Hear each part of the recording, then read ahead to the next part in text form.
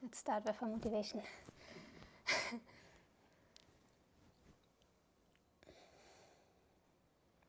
So we attain this life due to karma and afflictions. In the beginning we have ignorance.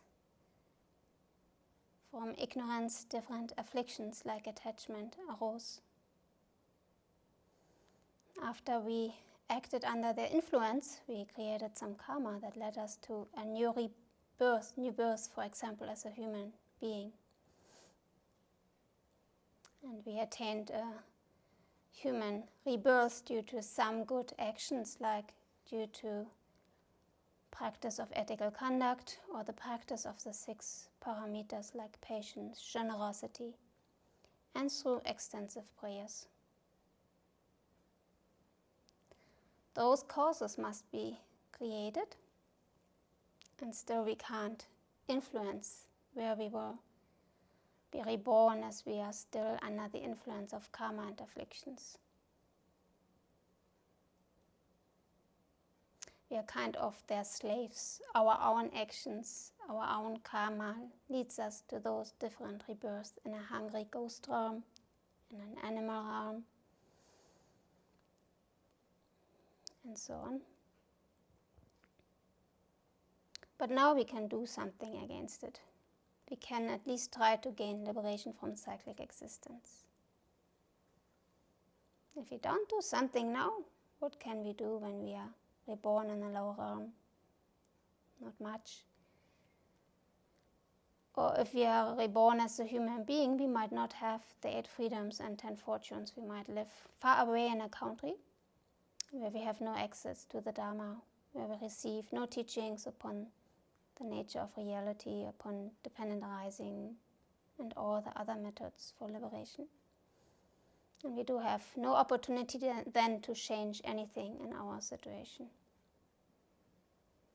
So our present existence as human being is due to karma and afflictions. So ignorance is the root of all afflictions. It's the root of samsara, cyclic existence. And through studying the teachings on dependent arising and emptiness, we will learn how to uproot and destroy the root of samsara, the ignorance that grasps at inherent existence. Only wisdom that penetrates the ultimate nature of reality is able to destroy this mental state that grasps at true existence. So in this sense, let's do one of those steps that lead us to a more profound understanding of this reality by reviewing some of Venerable's teachings on dependent arising.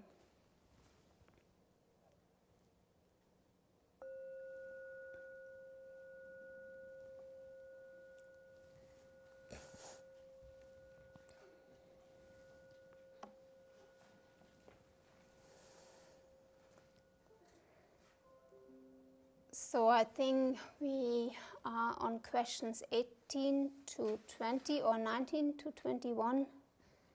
I have only question 1 to 3, so I don't know which question it is on the 19 to 20. Oh, 21. So before we go in detail regarding those questions,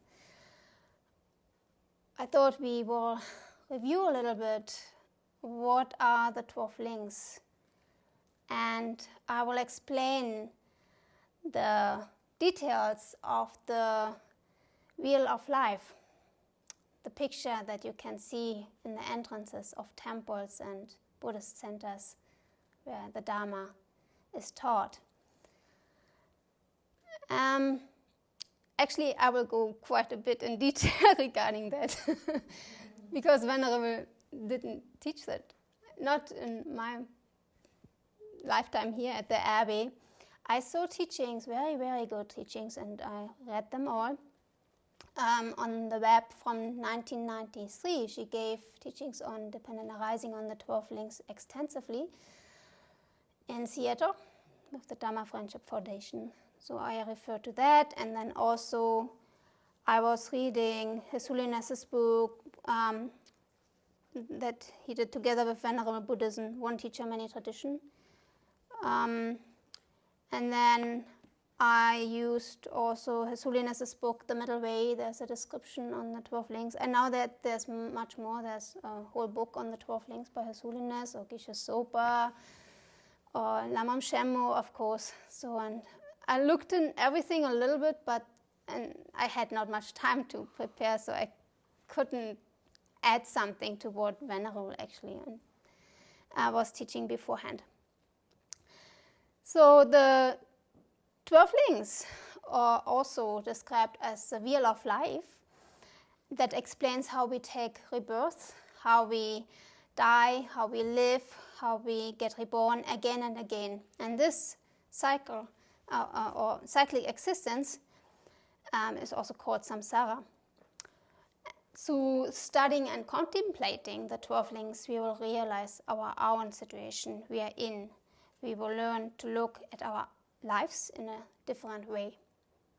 This teaching is helping us to develop a strong wish to free ourselves from cyclic existence, what means that we strive for freedom of confusion of this and future lives, and we wish to attain liberation. And after we realized our own predicament, we can see that others are caught in the same circle as well. We develop a strong sense of compassion, what means that we strive for freedom of confusion of this and future lives. That this sense of compassion that is able to see not just the suffering of our own, but also the suffering of others. It sees the suffering of our own pain and others' pain, the suffering of change, and the all-pervasive suffering.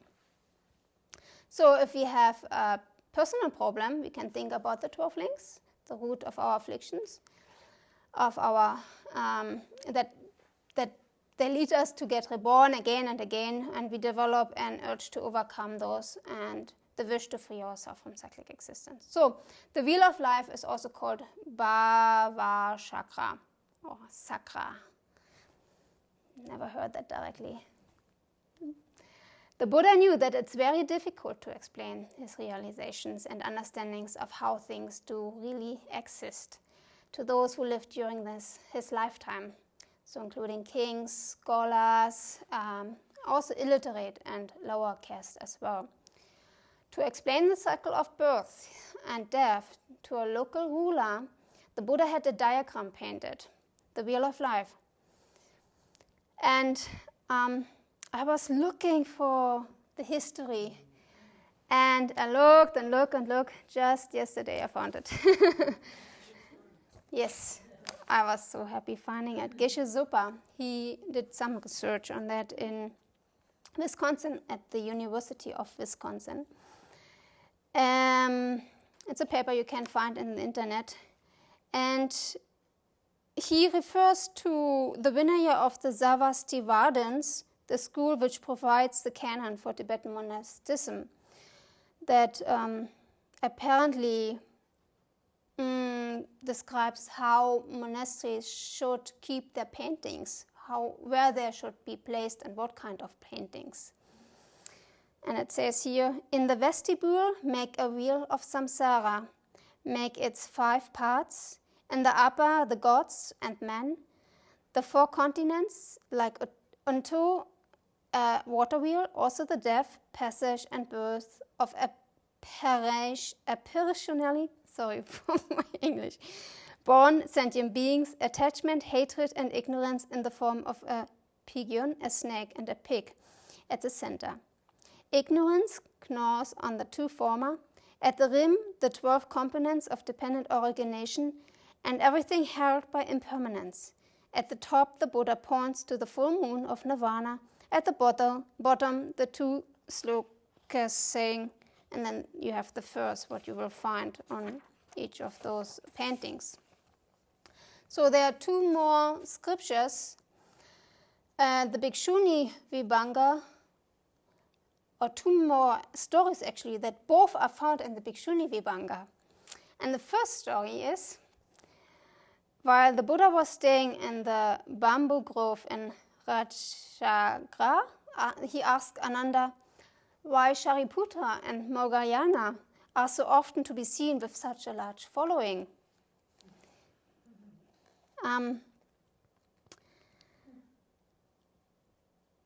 The Buddha says, Ananda, the two great bhikshus, Shariputra and Moggallana, and those like the two great bhikshus, Shariputra and Moggallana, will not always be present. Therefore, I advise that a 5-part wheel be painted in the vestibule.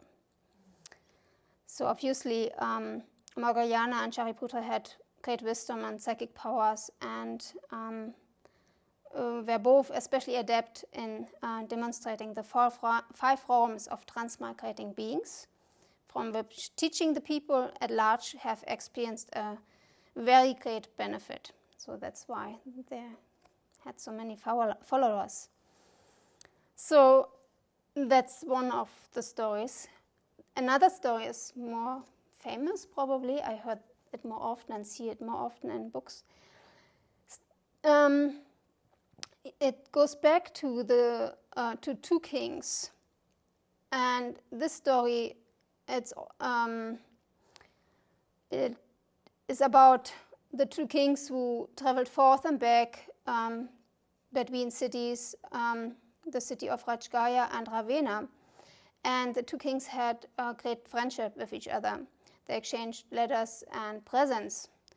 So at one point, King Bimbisara of Magadha received a great offering by King Uttarayana and wanted to give back something of similar worth. And so it says here in the Bhikshuni Vibhanga, King Bimbisara read the letter, and on seeing the jeweled armor or robe, so that's the big present he received, he was amazed. He said to his ministers, "Gentlemen, summon the appraisers of precious things." When the appraisers began to investigate the value of the jeweled robe, each gem individually, on perceiving that even the value of each was priceless, said to the king, "Definitely, here even each individual jewel is priceless. The price of any precious thing which cannot in actuality be said is put but a crore." So actually he couldn't find anything, the people couldn't find anything that would kind of replace or have the same value or is of greater value than this jeweled robe. So then there is a Brahmin, also famous for his name Big Nose, apparently, of Magadha, and he said, "Definitely, in your land also there appears a precious thing more excellent than any in the 3 worlds. There is a Tathagata, Arhat, perfectly accomplished Buddha, and you mightest commission the painting of his bodily form on clothes and send that as a gift in return." So then the king said, "Well, then I should ask the Blessed One."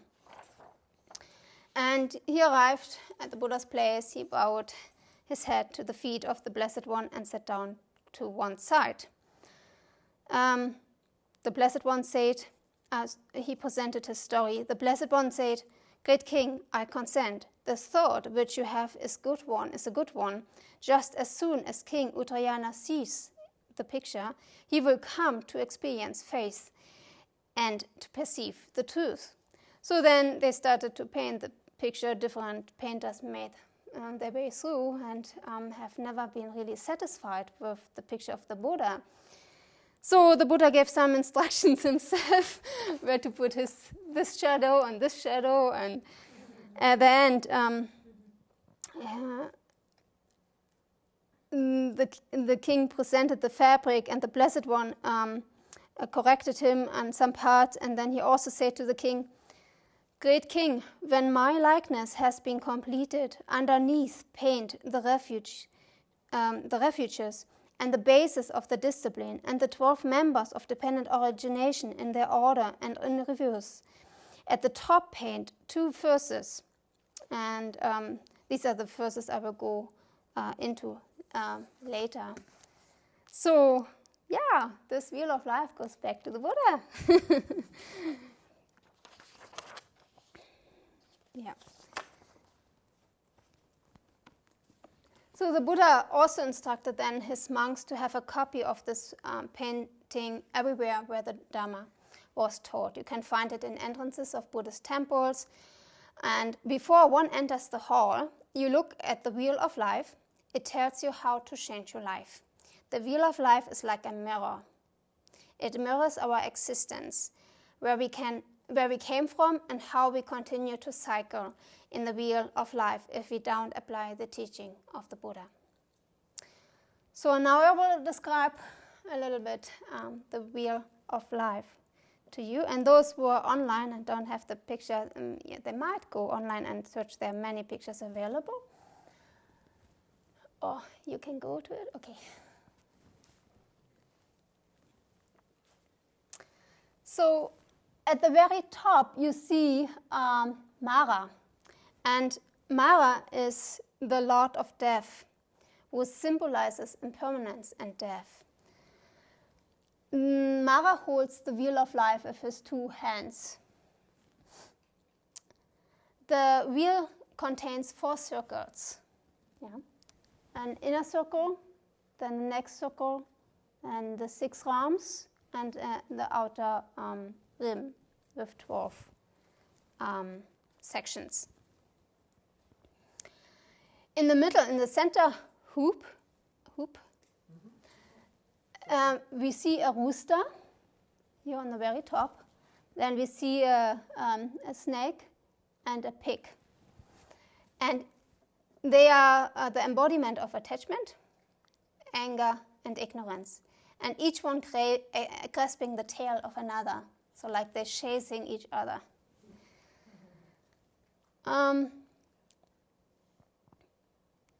And those afflictions are the main cause why we do circle endlessly in samsara, in cyclic existence. And if we overcome those afflictions, we will find liberation.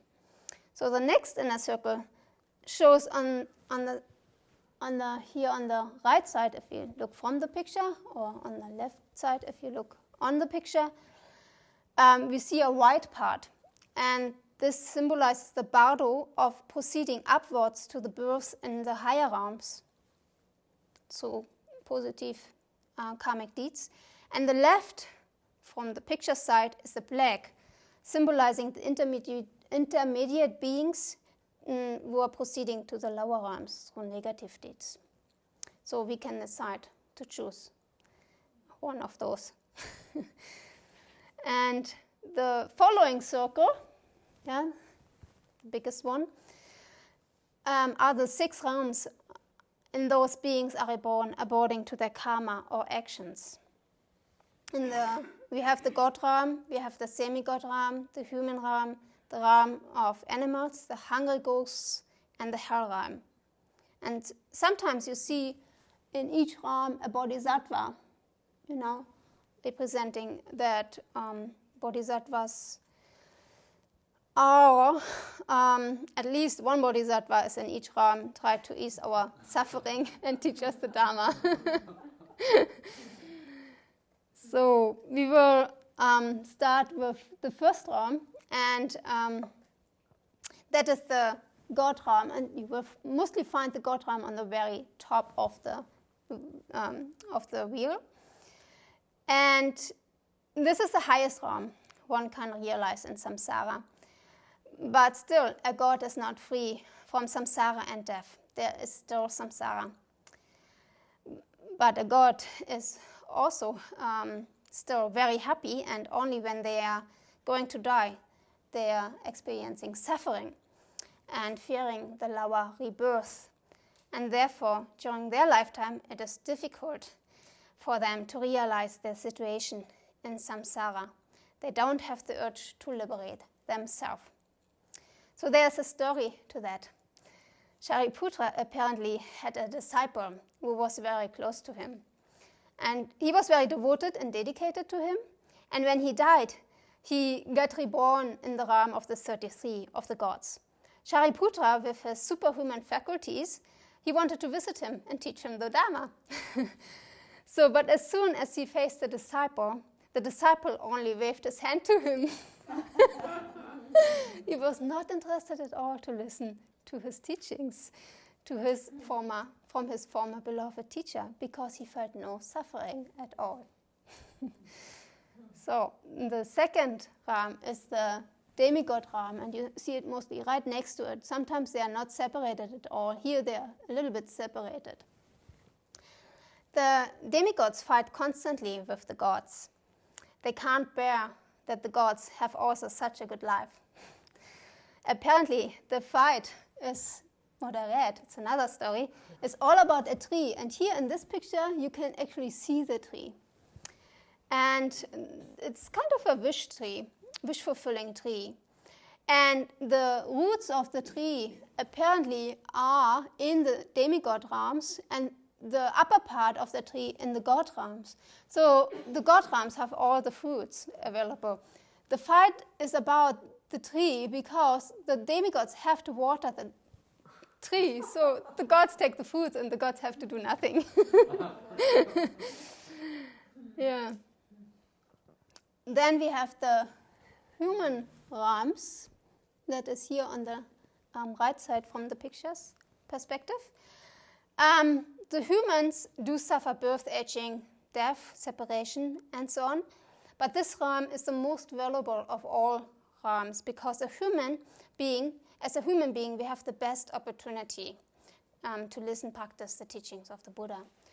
And the possibility to attain liberation and nirvana is much higher than in this realm than in any other realm. Then we have the animal realm. In this, you see it here. It's the animals do suffer from anxiety, fear, stupidity, but interestingly, it's said that most of them can actually understand the teachings. But there's one kind of animal that can't understand it. What? No? What do you think? Can you give us a hint? What letter is it? How many legs? Oh, fish. Very good. Yeah, I can't say more than that.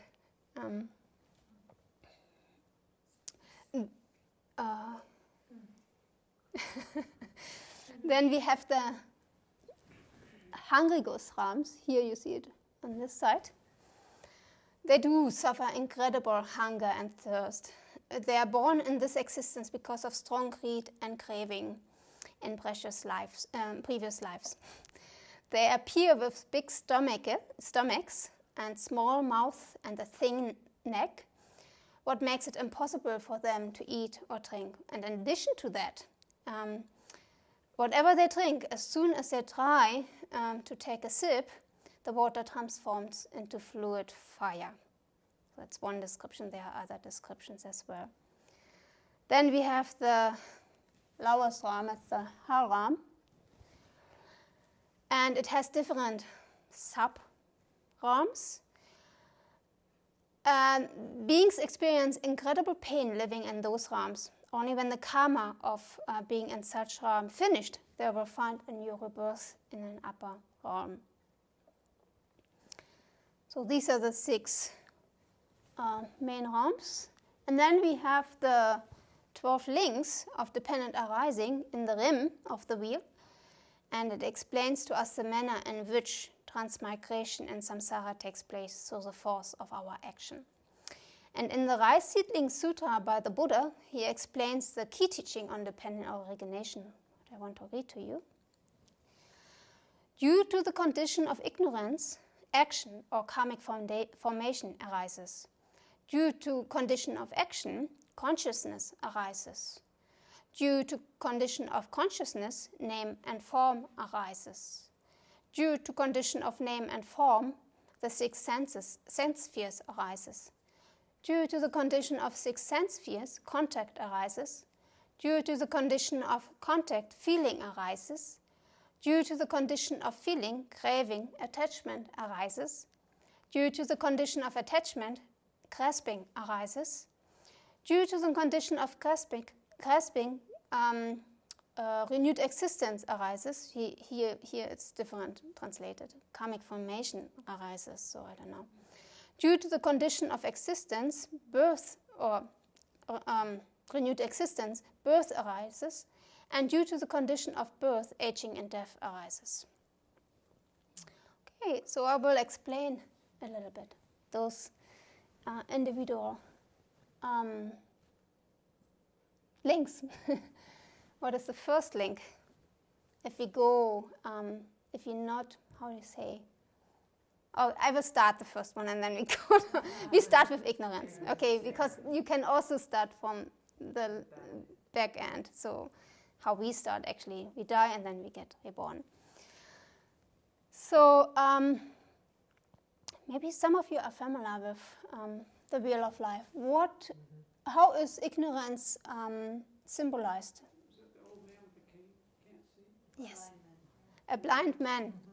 And in addition to that, he is steering towards a cliff, an edge. So he's in danger.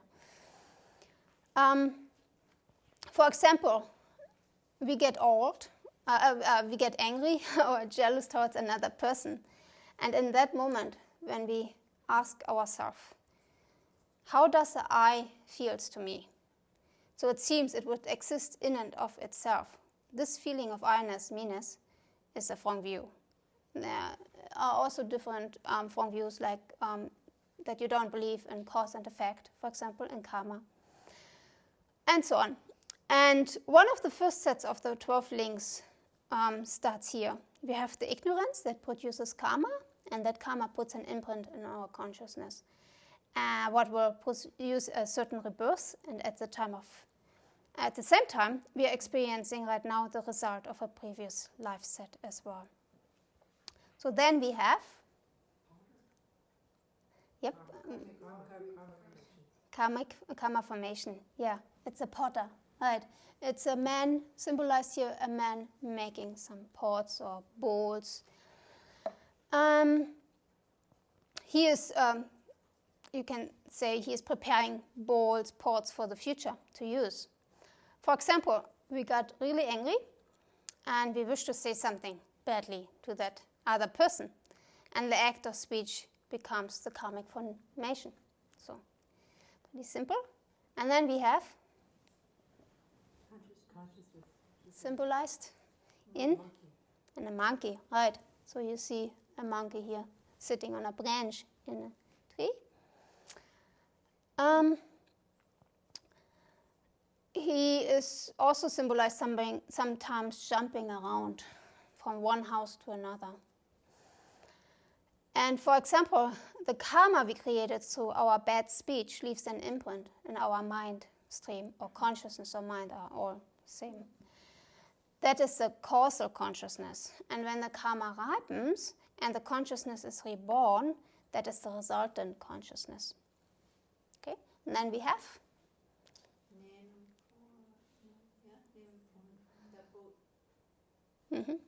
a man, or sometimes two men in a boat. So here, in that picture, actually, you see 3 people in one boat. For example, the karmic imprints on our mind stream leads to resultant consciousness at the time of conception. So when sperm and egg meet each other. At that time, we don't have any perception yet. But after conception, as a baby in the womb, we have developed then some mental and tactile consciousness, and maybe some feelings as well. But we have not yet fully developed them. We can't see, we can't smell. The next one, number 5 is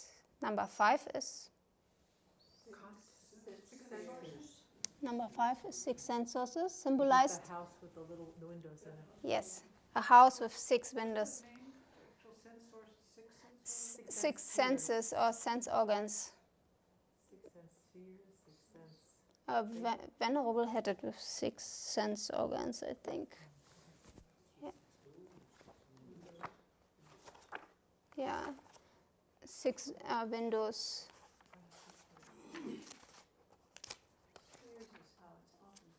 Yeah, that's what she said when I transcribed it. 6 sources here in the book. One teacher, many traditions, 6 sources. Yeah. Sources. Yeah. And so it's a house with 6 windows, like openings for our perceptions, experiences. So now all senses are developed in the womb, and the sense organs are the doors to have contact with the outside world. Yeah. The next one is contact, symbolized in No, it's not yet. intercourse. Two people. Yeah. Two people, hugging each other, are very close, or having intercourse. So we watch out the window and we get in contact with an object. There are 6 kinds of consciousnesses, like the visual consciousness, the mental consciousness. So contact occurs when a faculty, for example, the eye faculty, a visual consciousness, and the object meet. The next one is, yeah, there's an arrow in the eye, in one eye. So we had the contact and some feelings arise. For example, we see, you might take another example, but I see a rainforest and my mind gets very pleasurable, right? I feel pleasurable feelings. Or we see pictures of the atom bomb, Hiroshima, for example, and we develop unpleasant feelings. Or we think about our little toe, when we're using that example, then we have neutral feelings. Yeah. She's using the chocolate cake and this, but it doesn't work for me. The next one is? Yeah. So it's symbolized in? Man drinks, is he intoxicated? Yeah, this is a man who's drinking beer traditionally. So Venerable here used this example of chocolate. Yeah, we are craving for chocolate. I don't know. I should think about something else in my case. But then she explains it with via chocolate alcohol. German Vollkornbrot, dark bread, and cheese. I crave for that. Yeah, thanks. So we avoid unpleasant feelings by craving to get out of that situation. Like we are going outside the room when somebody is screaming at us, right? Or at the time of death, we are craving for life. We are afraid to lose this I, this me, I-ness, me-ness. The next one is? Clinging.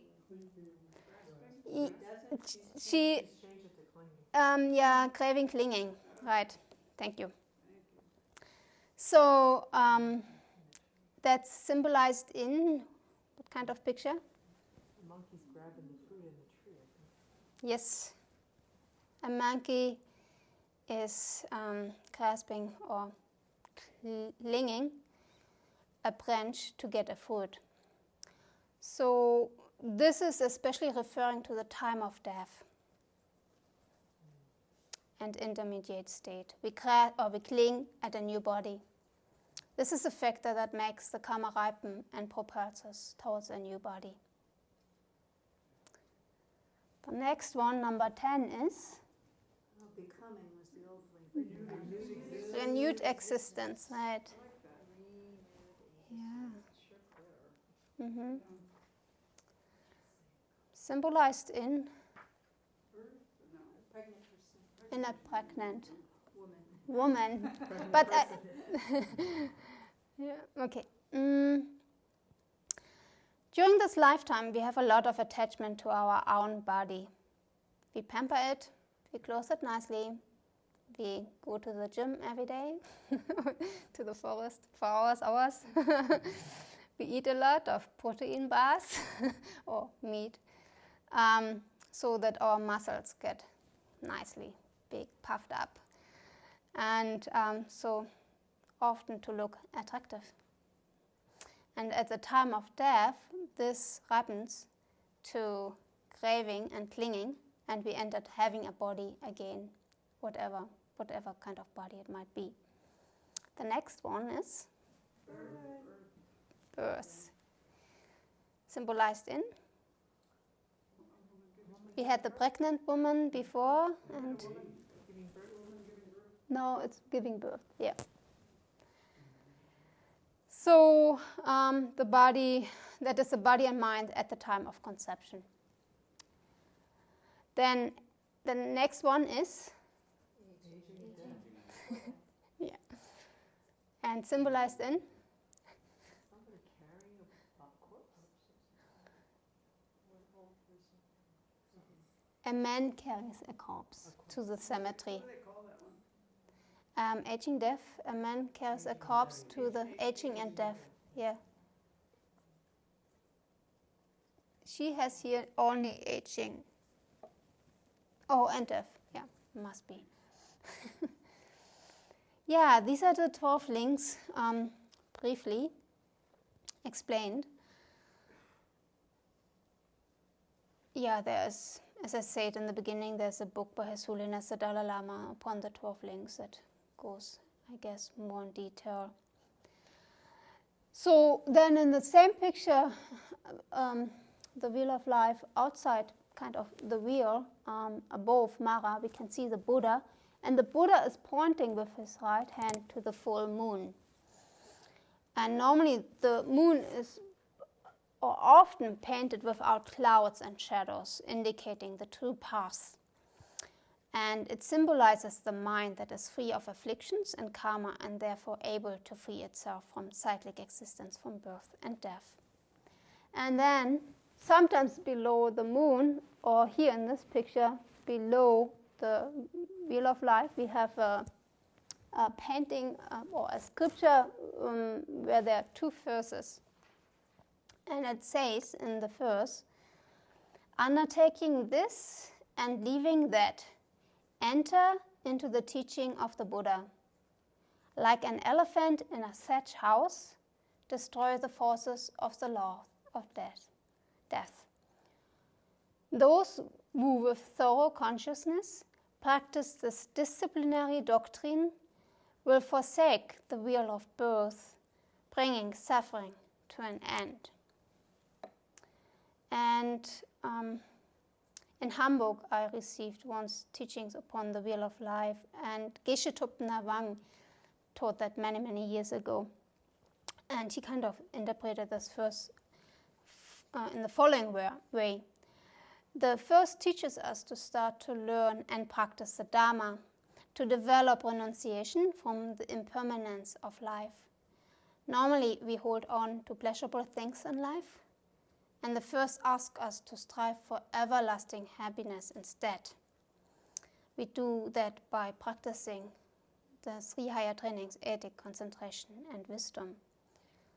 So, cyclic existence and its causes are the house of the Lord of Death that we need to destroy. So, like the first year saying, like an elephant in a thatched house, destroy the forces of the Lord of Death.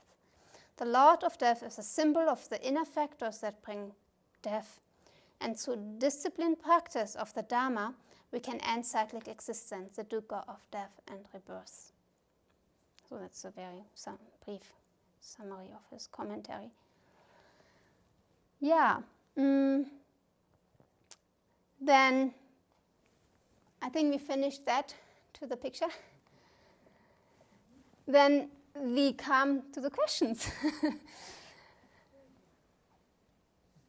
So the first question, or question 19, what are the 3 phases in the 12 links? Yeah? Yeah? Birth or dukkha, yeah. She used the word dukkha, suffering, yeah. So, and in verse 36, Nagarjuna says, with these 3 phases mutually causing each other, cyclic existence whirls around like the circle formed by a whirling torch without beginning, middle, or end. So, which of the links are included within the first phases? All the afflictions, ignorance, Mm-hmm. craving, and clinging. Mm-hmm. Right. So I have for the following sets, I wrote that down, so it might be a little bit easier then to follow along.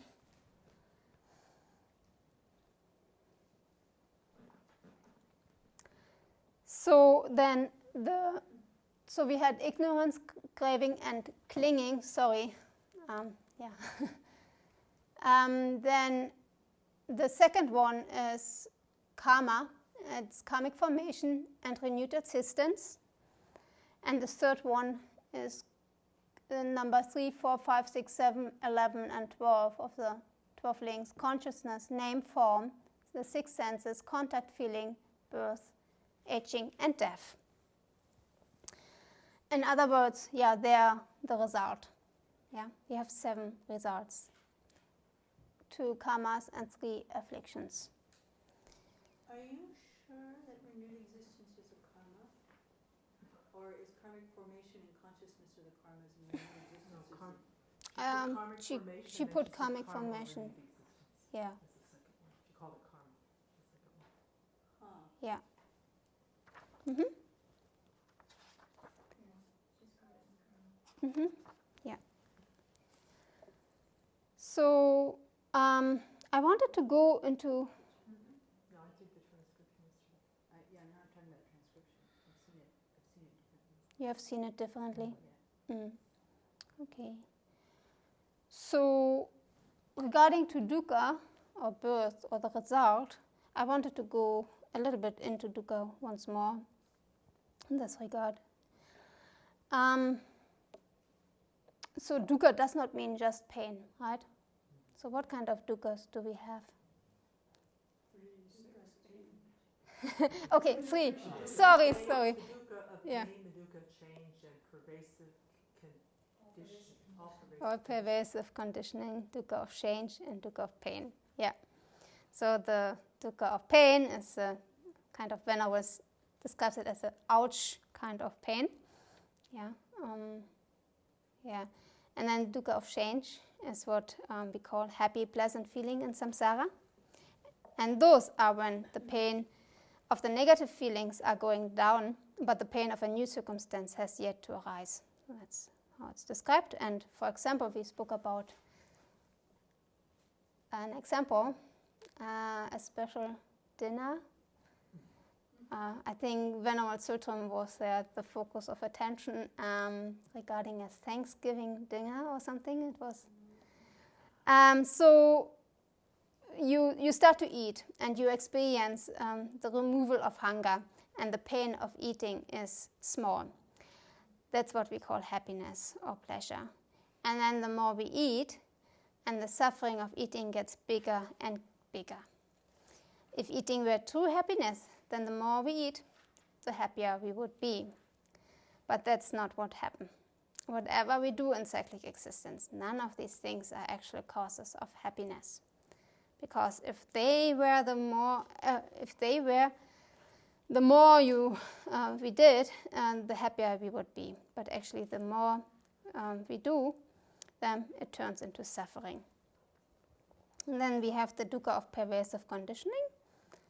So that means we are under the influence of afflictions and karma. Our whole life is ruled by ignorance, afflictions, and karma. We are unfree. We are bound. We think we are free. And I was thinking here about a more personal example. For example, I'm born in East Germany, right? All of you here know. And we had this big wall around us, around the country. And so we, inside East Germany, many of us thought we are not free. Yeah. And we wanted that the wall comes down, and then we expect that when the wall comes down, we will have freedom. Yeah, we have freedom of traveling, freedom of consume. We can read what we want. We can watch what we want on TV. Political freedom. But that's not real freedom, because still our mind is bound. Real freedom is when the mind is free, when there's no self-centeredness, no ignorance, anger, attachment, and so on. So only the Buddhist tradition in the Buddhist tradition, people see the pervasive conditioning, dukkha, conditioned dukkha, to really see how ignorance is running our lives and keeping us bound in samsara.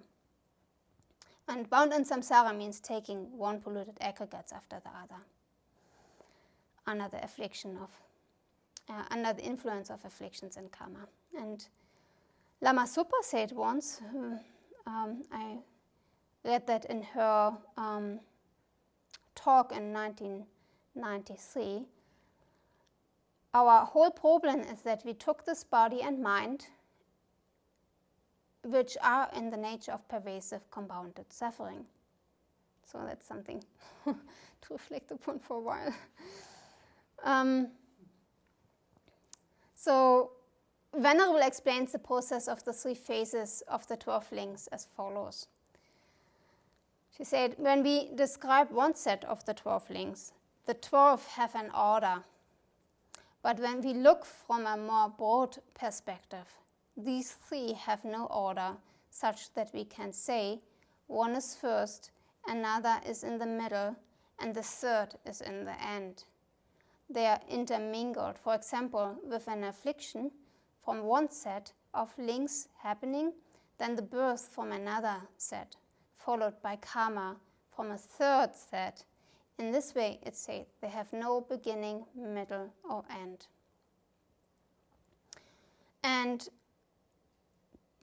to examine one set of the 12 links, it can look like first through ignorance, link number 1, formative action, link number 2 is created. Then the karmic seed is left on the consciousness, link number 3. At the time of death, this karma is nourished by craving, link number 9, and clinging, link number 8, link number 9, clinging. And it activates renewed existence. And the karmic seed ripened by craving and clinging that is just about to become the next life. This accomplishes the 7 results. But before the experience of the result of this one set of link is completed, we create the beginning links of other sets of 12 links. So she says many sets of links operating at the same time. It seems like the links are gradual, but actually there are many sets of links that are operating at the same time, so she says. For example, right now we are experiencing aging and death. Yeah, this is one link from previously created karma. We have birth when we were conceived. After that, it's all been aging and then getting to death. That's one set of karmic link. At the same time that is ripened, we are also creating new sets of 12 links. So every time we get angry or say some words, bad words, harsh words to somebody, we have ignorance and karmic formation. And that karmic seed is getting planted on our consciousness. Then all through this life, we are creating the beginning factors of many karmas, or many karma, new sets of 12 links. At the time of death of this life, the craving and clinging of one of those sets will make that karma ripen, and will propel us into a next life, which will be the link's birth name, form, 6 sense sources, and so on of that other birth. Yeah.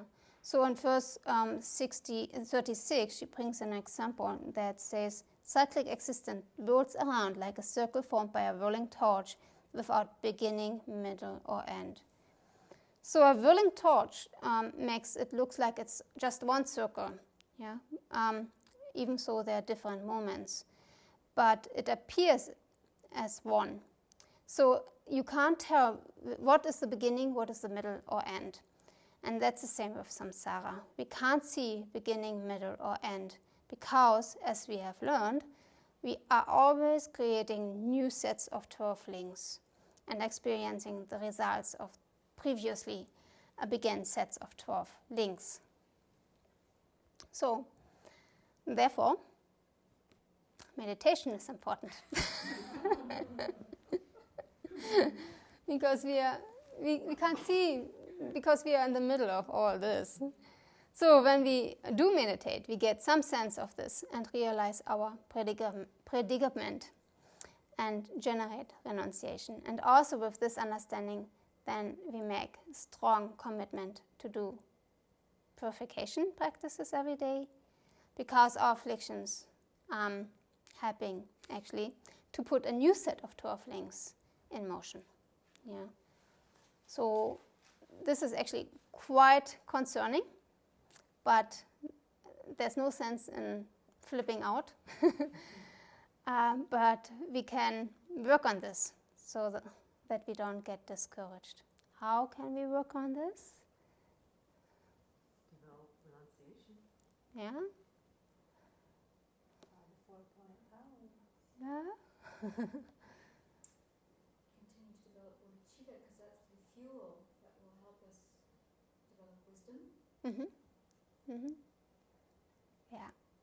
Yeah, we do purification, as I said. We gain merit through practicing virtue. So with continuous practice, an aspiration for liberation will arise. And we can increase our compassion as well, seeing that other sentient beings are trapped in the 12 links, just like we.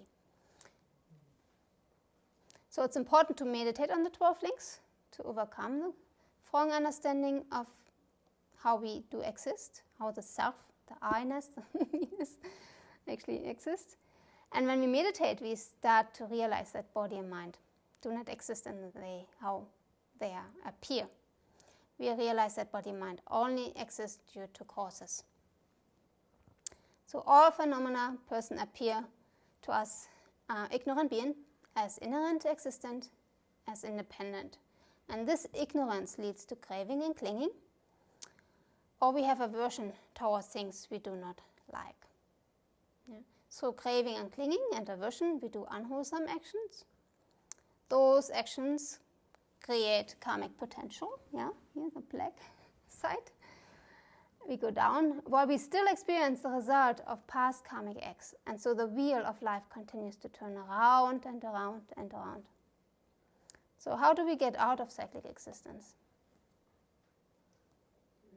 Yeah. Yeah.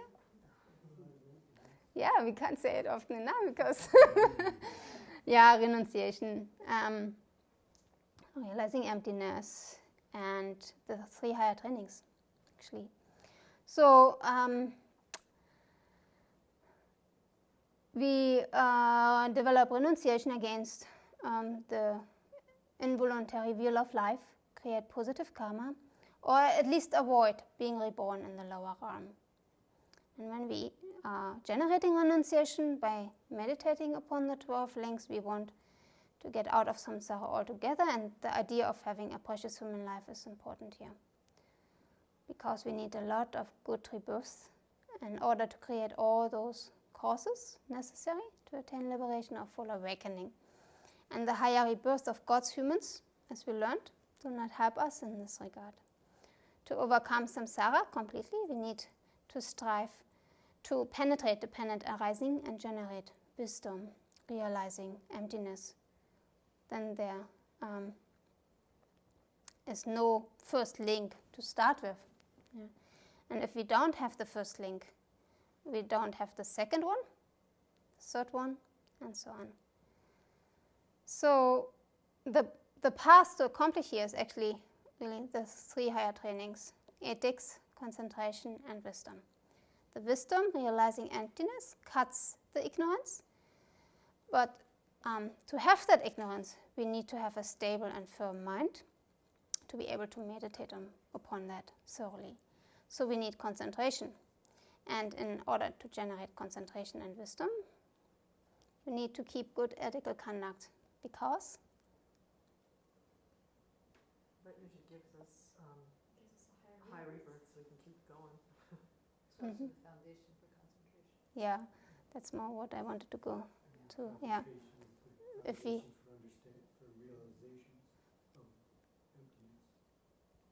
concentration is a realization foundation for realization of emptiness, yes. When we have ethical conduct, then we will not experience so many afflictions like anger and attachment that will distract us from our meditation.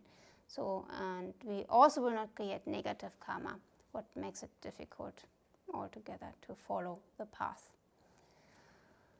So, this is more or less to the first question. Then we have the second question, number 20. Can bodhicitta cut the root of samsara? Why or why not? No. No. Everybody says no. And why not? Only the wisdom directly realizing emptiness. And that's not bodhicitta. Bodhicitta and the practice of the 6 perfections helps us to reduce afflictions and accumulate merit, but they cannot cut the root of cyclic existence, the self-grasping ignorance. Only the wisdom directly realizing, or directly and non-conceptually realizing emptiness can do. Then the third question is, Bodhisattvas pledge to remain in samsara until all sentient beings are liberated. Are liberated? Yeah, I think so too. So, since sentient beings are countless, do bodhisattvas ever attain full awakening? Yes. Why? How? Well, we know that the Buddha did, and he was a bodhisattva. Good. The Buddha did, and he was a bodhisattva. Evidence-based.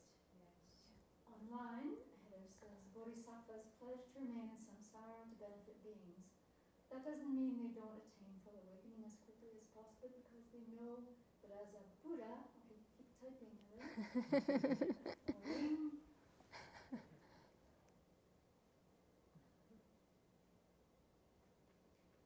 They won't have any limitation from their own side to benefiting others.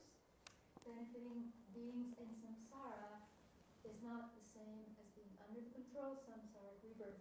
They may manifest in samsara, but they are not suffering like the rest of us are, at least the Arya Bodhisattvas. And those that aren't Aryas are accumulating the merit that is needed to become a Buddha by benefiting sentient beings in samsara. So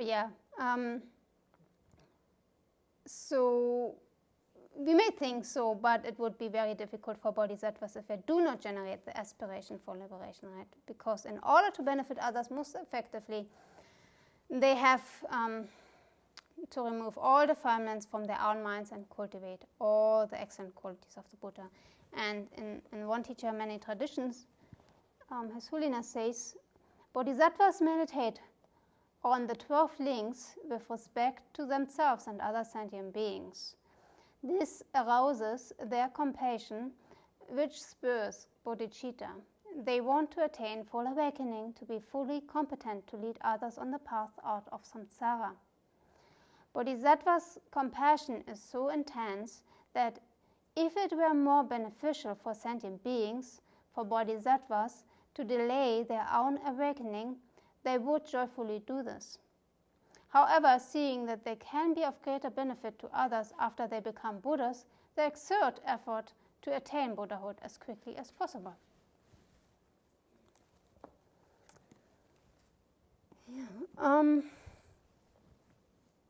I'm at my end here of my little review, maybe as a Fazit.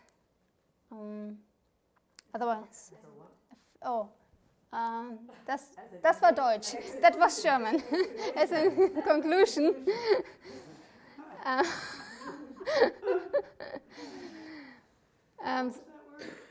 Fazit. Do you have it in French? Fazit? Conclusion? It's Finish.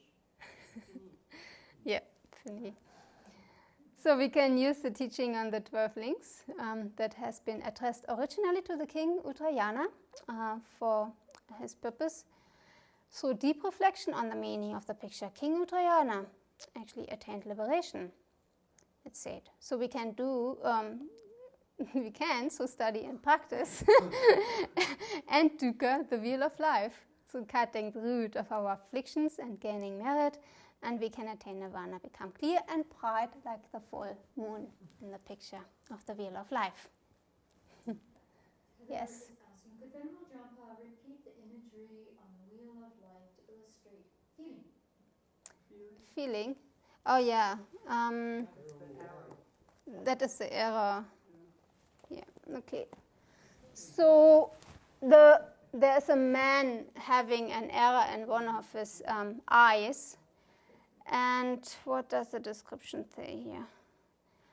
It's a painful or pleasurable or neutral feelings. So you have attachment to something, like I have attachment to dark bread and cheese from Switzerland.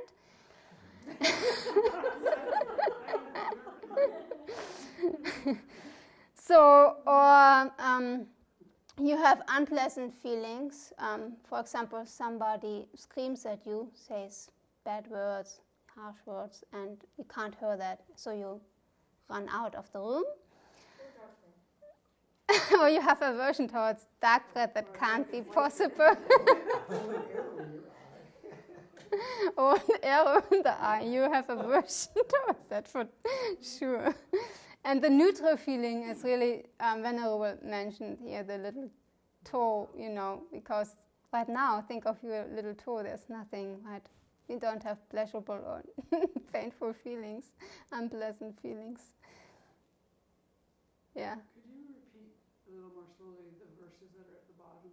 Yes. I've never heard them translated. Yeah. They are translated in Dalai Lama's book, The Wheel of Life. Undertaking this and leaving that.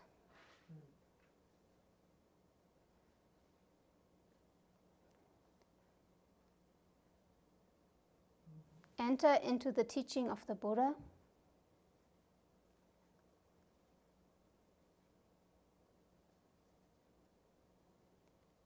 Like an elephant in a thatch house. T-H-A-T-C-H. Yeah. Destroy the forces of the Lord of Death. That's verse number 1. Destroy the forces of the Lord of Death. Yes. Those who, with thorough conscientiousness,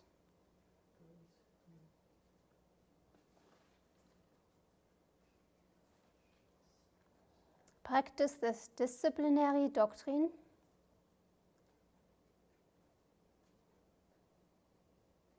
will forsake the wheel of birth, bringing suffering to an end.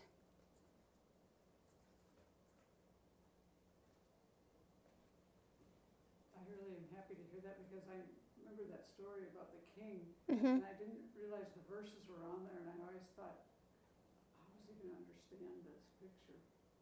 You know what I mean? Yeah, yeah. It's very helpful to have the verses if you were just to receive this picture. Yeah, right. Yeah, actually, I should mention that the Wheel of Life entails all the Four Noble Truths. Yeah. I think this is the truth. This is the truth of suffering, and this is the truth of the cause of suffering. So I haven't received transmission about ignorance, craving, grasping. Would be the cause. Origin. Oh yeah, that might. Yeah. That is the origin. Must be the origin. Okay, right. Yeah. So yes. I'd have to think that there's also teaching that when you do it in reverse, Mhm. then that might be maybe the third and fourth, is that when you're removing your results, then Yes. the craving goes, and then the Right. karma goes, and then everything Yeah. goes back. Yeah. Yeah. Makes sense. Right. So any other? Yeah, what was the last two lines of those verses? Will forsake the wheel Of birth. Bringing suffering to an end. Yes.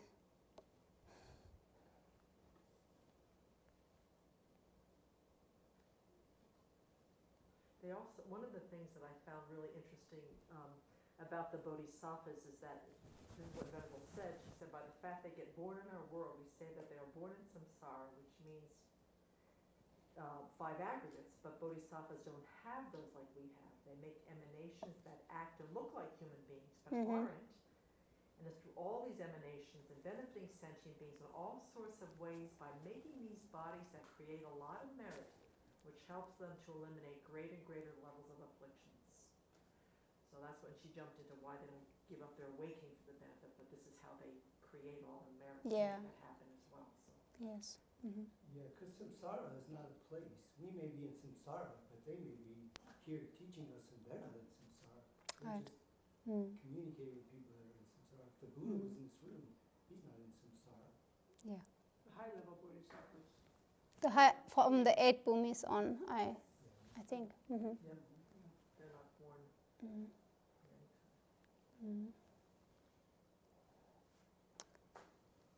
Yeah, so when we meditate upon it, of course, to go into, now to meditate upon, first of all the 12 links individual, to just let it penetrate within yourself, find personal examples and explanations to that, and study maybe Venerable's book here, His Holiness's book.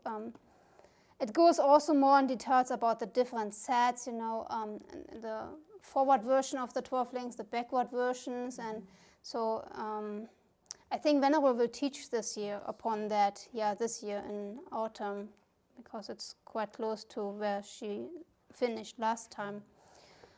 That would be good to receive teachings again, because it was a long time ago that she gave them. So the 12 links is in the beginning of the wisdom as part of that book? Yeah, it's a small section, but she will unpack it, yeah. And where did you find the quote from the Rice Seedling Sutra? The quote from the Rice Seedling, that is definitely in His Holiness's book. I can't 100% remember. I just wondered. Yeah. Jeffrey Schoening translated that. Oh. I think that's what he did his PhD thesis. Do you have it? No, it's a really expensive book. We do have a copy in our library of one, though. Okay. The translation on it. Okay. Yeah. Can you explain the 10th one, renewed existence? What is said here? I better go with the text.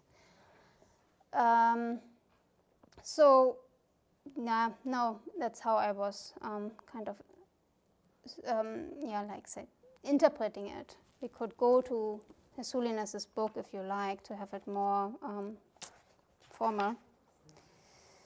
So it says, as a cause of birth refers to the karmic force that leads to rebirth in that particular state. And there are 2 aspects of renewed existence: active karma of renewed existence, or resultant rebirth existence. Isn't it when Venerable talks about that third link consciousness, doesn't she say that's like the causal aspect of it, and then the renewed existence is the resultant aspect? Yeah, causal and resultant aspect. Just about ready to become. So, that's what I try to explain with the examples, like you have attachment, a lot of attachment to your body, and you do everything to pamper it, to make your muscles strong and big, and, out of attachment and clinging, craving. So, and then this kind of clinging and craving leads you to new rebirth at the time of death. I mean, you can imagine what kind of mindset you have at that time, and you have habituated yourself with that. It's like the ripening of that. And then the cause ripens to a resultant cause. Yeah. He says craving and clinging bring about the 10th link, which is called renewed existence. And what that is the karma created in the second link is now beginning to ripen. Something I remember, causal and resultant consciousness on those. Yeah. That's in that teaching. This is from the one that she gave.